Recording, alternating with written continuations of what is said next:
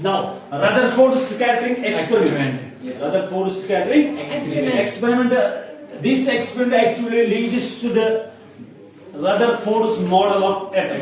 Rutherford's model of atom. No doubt, last time we were discussing on Rutherford's experiment. जब मैंने बताया था कि alpha particles bombarded with alpha particles, तो आज मैं इसमें वही बताऊंगा कि सबसे पहले जो इसका जो एक्सपेरिमेंटल अरेंजमेंट था, what he did, he has taken a thin metal foil, gold metal foil, कोई भी एक इसमें लिथियम मेटल फॉइल या कोई भी, बट दिस इसमें जो मेंशन है that's in gold metal foil thin 100 nanometre, समझ आ रहा है? तो इसके लिए इसने फिर क्या किया, then he has taken a chamber. Source of किसका था, ये कल मैंने बताया था, सोर्स ऑफ किसका था, alpha particles.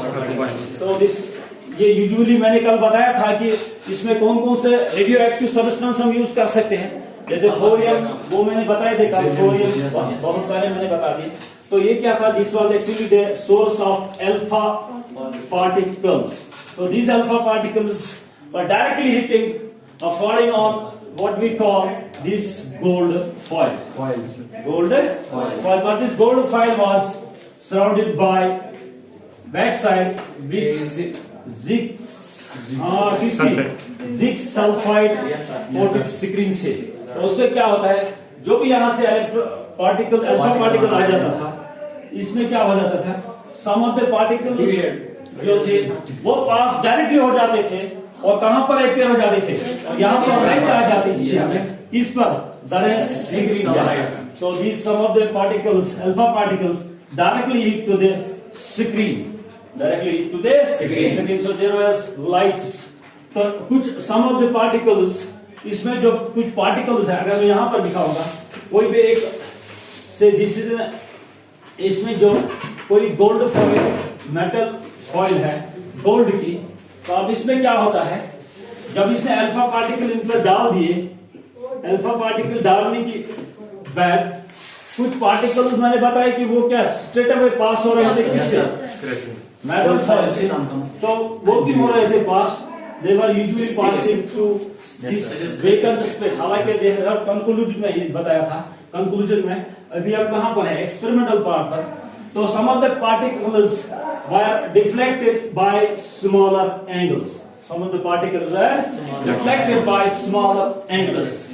No doubt, some of particles were deflected by 180-degree angle as well. 180-degree angle as well means they were completely coming back in the same direction. जहां से हमने उनको डाला था वहां से वापस आ रहे थे. तो that means इसमें तीन केस हमें आ रहे थे. ये जो है पहला, ये सीधे पास हो रहा था, तो दूसरा था वो क्या, स्लाइट डिवीजन उसका आ जाती थी बाय द स्मॉल एंगल. तो नेक्स्ट था वो कंप्लीटली क्या हो रहे थे, डिफ्लेक्ट वापस आ रहे थे, क्योंकि इसमें they were directly hitting to the an atom. समझ आ रहा है? तो this was an experimental arrangement. तो उसके बाद जो एक्सपेरिमेंटल अरेंजमेंट, तो उसके बाद जो इसके ऑब्जर्वेशंस, इसमें the experiment and observations, observe जो इसने क्या किया है, observations and conclusion. Observation and conclusion क्या है इसके, तो फर्स्ट ऑब्जर्वेशन इसकी थी कि alpha particles, some of the alpha particles pass directly through the metal foil first. तो next some of the alpha particles were deflected by the small angles. तो next जो था, some of the alpha particles were directly क्या हो रहा था, reflected back by this gold foil. तो ये इसके ऑब्जर्वेशंस. अब इसके ऑब्जर्वेशन और कंक्लूजन इसने क्या दिया है, नेक्स्ट इसका कंक्लूजन क्या था. अब इसने जब कंक्लूजन की बात की तो इसने क्या बताया, दोज पार्टिकल्स, कंक्लूजन. तो सबसे पहला पॉइंट जो है वो ये है कि first, those particle which were directly passing through this metal foil without any reflection, और याद है, तो they were passing because most of the, that means जो पहला कंक्लूजन था, most of the space, most of the space in an atom is vacant. क्या बताया था, तो that means जो पहला इसका जो कंक्लूजन था वो ये कि जो एटम में मैक्सिमम स्पेस है that is vacant, that is vacant है। तो नेक्स्ट तो एम्प्टी है, वैकेंट है, तो that is why they are directly passing through the metal foil, they are directly passing through the metal foil. Next जो है some of the particles reflected by the small angles, है ना। तो इसका मतलब क्या है कि they were hitting on the edge of an atom, that is why they were deflected by the small angles. So next जो था इसका तीसरा जो conclusion वो है कि some of the particles usually one from 20,000, usually one out of 20,000, that means very low number or concentration of particles were reflected back at an angle of 180 degree. So that they were reflected because they were reflected by the किसकी वजह से होगा? Because of the particles, that is proton. Yes, that is proton. Because both alpha particle and protons have the same charge. That is why they are being reflected back by the किसकी वजह से?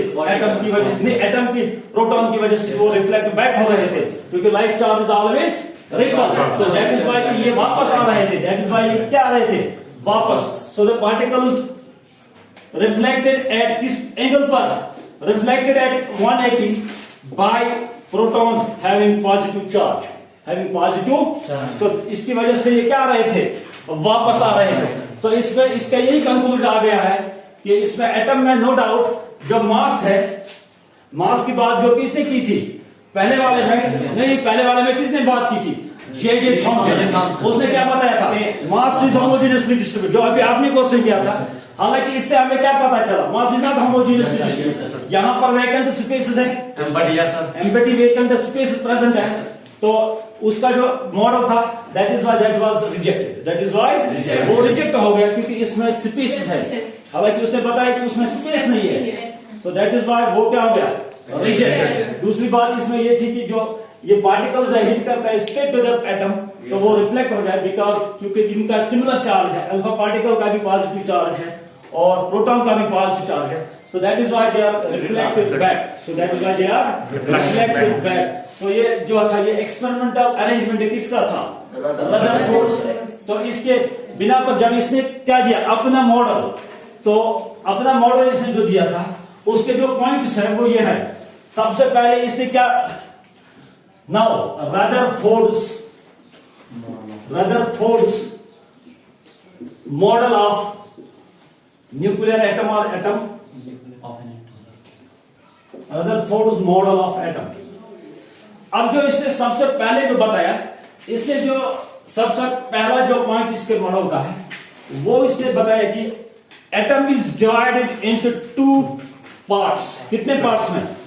One is that is the central positively charged part contains protons and neutrons, that is known as nucleus, that is known as nucleus. और the second part है that is having जो atom के बाहर है, समझा, न्यूक्लियस के बाहर part है, वो क्या है? उसमें ये नहीं है प्रोटॉन न्यूट्रॉन है, द एक्स्ट्रा न्यूक्लियर पोर्शन और part of an atom that is known as orbit, that is known as orbital shell. Shell later आ गया, बोर का कांसेप्ट है, शेल यहाँ शेल नहीं है।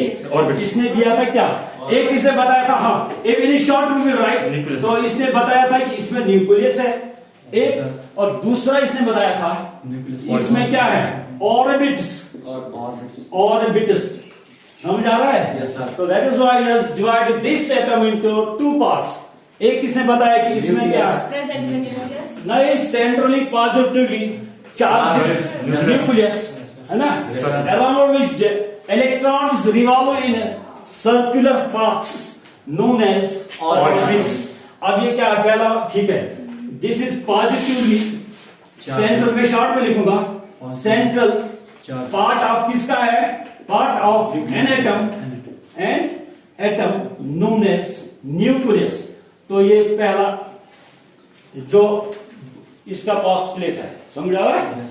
तो फर्स्ट पोस्टुलेट। तो अब दूसरा इसने क्या बताया?